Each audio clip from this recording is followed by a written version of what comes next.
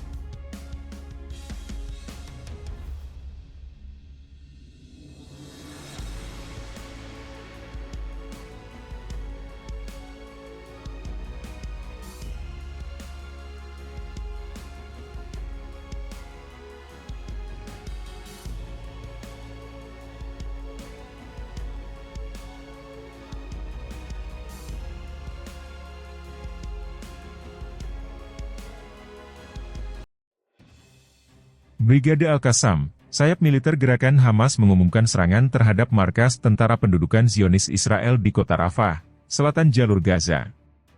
Sejumlah besar mujahidin kami mampu menyerang markas komando operasi musuh yang dibentengi di tenggara lingkungan Tal Al-Sultan di kota Rafah dengan peluru anti-benteng, peluru anti-personil, penembak jitu dan senapan mesin menengah, kata Al-Qassam dalam sebuah pernyataan singkat, Jumat 5 Juli, seperti disiarkan Quds Press. Operasi tersebut, lanjut pernyataan Al-Qassam menyebabkan sejumlah tentara pendudukan Israel tewas atau terluka. Al-Qassam juga menargetkan posisi komando dan kendali tentara pendudukan Israel di Poros Netzarim, selatan kota Gaza, bersama Brigade Nasser Salah al-Din dengan beberapa rudal jarak pendek.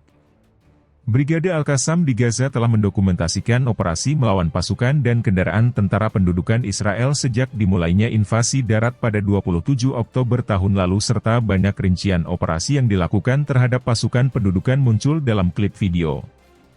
Sejak 7 Oktober tahun lalu, tentara pendudukan Israel melanjutkan agresinya terhadap jalur Gaza yang menyebabkan 38.011 orang menjadi martir dan melukai 87.455 orang lainnya, serta mendorong pengungsian sekitar 1,9 juta orang dari populasi jalur Gaza, menurut data PBB.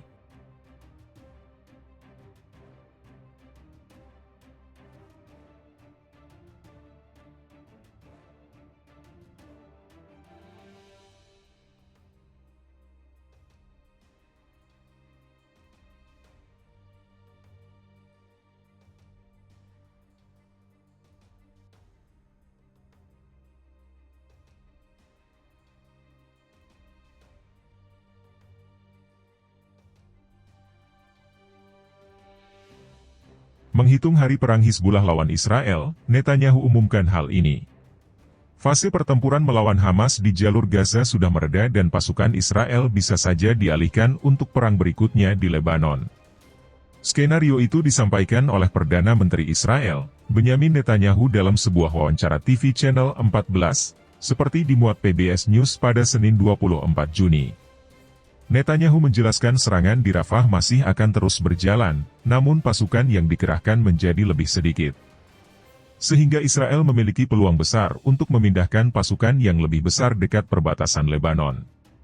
Kami akan memiliki kemungkinan untuk memindahkan sebagian pasukan kami ke utara, dan kami akan melakukan itu, ujarnya. Netanyahu berbicara ketika Menteri Pertahanannya, Yoav Gallant, berada di Washington untuk melakukan pembicaraan dengan para pejabat Amerika mengenai perang dan ketegangan dengan Lebanon. Bulan depan, Netanyahu sendiri diundang untuk berpidato di depan Kongres. Beberapa anggota Partai Demokrat, yang marah atas perselisihan antara Netanyahu dan Biden, mengatakan mereka tidak akan hadir. Kelompok militer Lebanon, Hizbullah mulai melakukan serangan lintas batas terhadap Israel sejak Perang Gaza meletus 7 Oktober lalu. Hampir setiap hari keduanya saling baku tembak, namun pertempuran semakin meningkat dalam beberapa pekan terakhir, sehingga menimbulkan kekhawatiran akan terjadinya perang besar-besaran.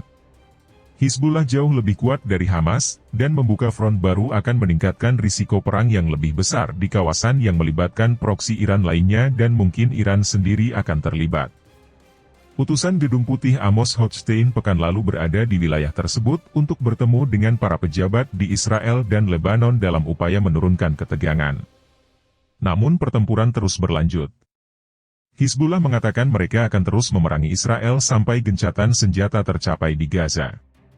Sekretaris Jenderal Hizbullah Hasan Nasrallah, pekan lalu memperingatkan Israel agar tidak melancarkan perang, sebab pihaknya memiliki senjata dan kemampuan intelijen baru yang dapat membantunya menargetkan posisi yang lebih penting di wilayah Tel Aviv.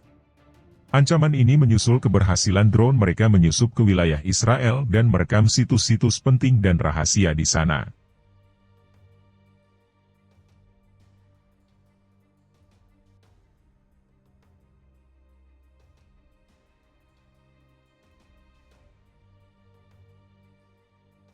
Brigade Al-Qassam di Gaza telah mendokumentasikan operasi melawan pasukan dan kendaraan tentara pendudukan Israel sejak dimulainya invasi darat pada 27 Oktober tahun lalu serta banyak rincian operasi yang dilakukan terhadap pasukan pendudukan muncul dalam klip video.